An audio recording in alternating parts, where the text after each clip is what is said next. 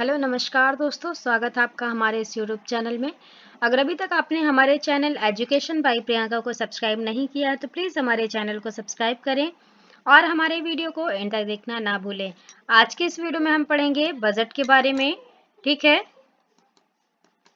तो जैसा कि बजट क्या है, तो बजट आपको पता है कि निश्चित अवधि में सरकार की आय और व्यय का जो लेखा जोखा होता है वो बजट होता है। सरकार के पास रुपया कहाँ से आया, कैसे आया, इसकी पूरी जो जानकारी होती है वो बजट के अंतर्गत आती है। यानी सरकार कोई भी काम करने से पहले बजट का निर्धारण करती है, उसमें कितना आय आएगा, कितना व्यय होगा, उसमें टोटल खर्च जो होता है उसका लेखा जोखा जो होता है वो बजट कहलाता है ना। तो बजट मतलब लेखा जोखा। अगला बात करें अगर हम बजट के प्रकार की, तो बजट कितने प्रकार का होता है? 3 प्रकार से होते हैं: संतुलित बजट, अधिशेष बजट और घाटा बजट। अब बात करें हम संतुलित बजट की, तो संतुलित बजट क्या है? अगर किसी एक वित्तीय वर्ष में सरकार की जो आमदनी और खर्चे हैं, उनके आंकड़े अगर बराबर हैं, तो उसे हम क्या कहेंगे? संतुलित बजट कहेंगे। जहाँ पे संतुलन बना हुआ हो, जितनी आय है उतनी ही अगर व्यय हो रही है, तो वो संतुलन बना रहता है, उसे हम संतुलित बजट कहते हैं।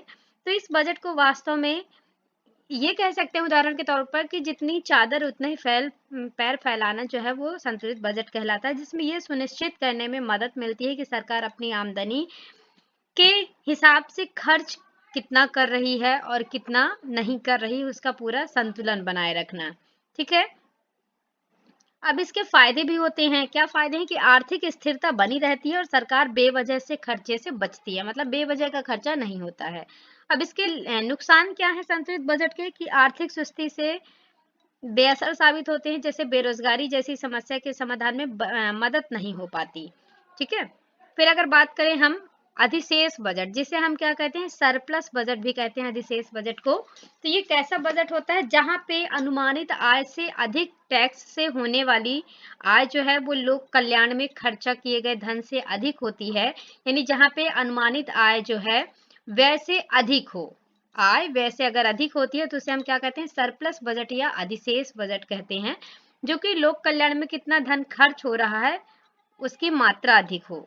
ठीक है, तो इसे हम अधिशेष बजट कहते हैं कि अगर खर्च से उसकी आमदनी अधिक हो रही है, किसी एक वित्तीय वर्ष में सरकार के पास अतिरिक्त रकम बचना सरप्लस बजट कहलाता है। इसका मतलब है कि किसी वित्तीय वर्ष में सरकार जितनी रकम खर्च करेगी टैक्स एवं अन्य स्रोत से, उतनी कमाई अधिक रह सकती है, मतलब कमाई अधिक करेगी। अब बात करें अगर हम घाटा बजट की, तो जब आय की तुलना में व्यय अधिक हो रहा हो, ठीक है, मतलब आय हमारी कम हो रही है वार्षिक आय, लेकिन अगर उसका खर्च अधिक हो रहा है तो उसे घाटा बजट कहते हैं, जिससे कि सरकार को बहुत ज्यादा नुकसान झेलना पड़ता है।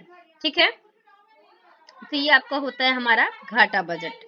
फिर अगर हम बात करते हैं घाटे बजट के बाद कि सरकारी बजट के जो उद्देश्य हैं वो क्या हैं, तो जैसे संसाधनों का पुनः आवंटन, ये इसका प्रमुख उद्देश्य होता है। तो देश के सामाजिक और आर्थिक लाभों को ध्यान में रखते हुए संसाधन वितरित करने में मदद करता है और आवंटन को प्रभावित करने वाले कारक। सरकारी बजट का उद्देश्य क्या होता है? पुनः आवंटन करना, संसाधन अधिक से अधिक उपलब्ध कराना।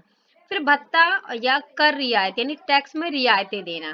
तो सरकार निवेश को प्रोत्साहित करने के लिए क्या करती है? निर्माताओं को भत्ता यानी इवोल्यूशन और रियायतें देती है, यानी टैक्स में मदद करती है।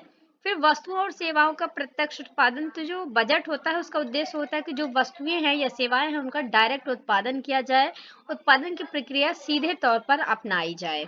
ठीक है, अब आर्थिक स्थिरता क्या है? वित्तीय स्थिरता जो होती है उसके लक्ष्य को पूरा करने के लिए बजट बनाया जाता है। अब बजट का उद्देश्य क्या होता है? जो व्यवसाय में उतार चढ़ाव है उनसे बचने के लिए बजट बनाया जाता है। ठीक है, सार्वजनिक उद्यमों का प्रबंधन करें, तो बजट का उद्देश्य होता है जो सार्वजनिक उद्यम है, रोजगार है, व्यवसाय है, सामाजिक कल्याण के लिए बनाए गए हैं। तो बजट ऐसे व्यवसाय का संचालन जो है वो वित्तीय सहायता प्रदान करने के लिए करता है। ठीक है, अब आर्थिक विकास की अगर हम बात करते हैं तो बजट का उद्देश्य क्या होता है? अधिक से अधिक आर्थिक विकास करना। किसी भी देश की आर्थिक वृद्धि, निवेश और बचत उसकी दर पर आधारित होती है, इसलिए बजट योजना ऐसी बनाई जाती है जिससे कि देश का आर्थिक विकास संभव हो सके। फिर बात करते हैं अगर हम बजट के उद्देश्य की, कि क्षेत्रीय मतभेद को कम करना, तो बजट का उद्देश्य होता है कराधान यानी टैक्सेशन और व्यय की नीति को लागू करके अविकसित क्षेत्रों में विकास को बढ़ावा देना। ठीक है, और असमानताओं को कम करना इसका प्रमुख उद्देश्य होता है। नहीं, क्षेत्रीय स्तर पर किसी भी प्रकार का मतभेद ना किया जाए।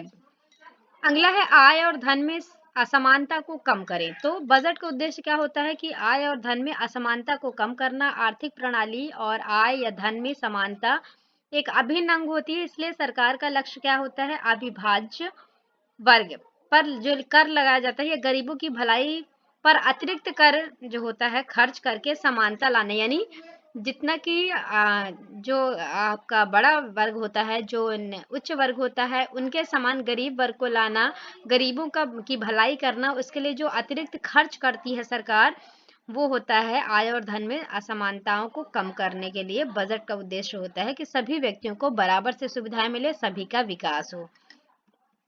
थैंक यू सो मच दोस्तों, चैनल को सब्सक्राइब जरूर करें और हमें कमेंट बॉक्स में बताएं कि आपको वीडियो कैसा लगा।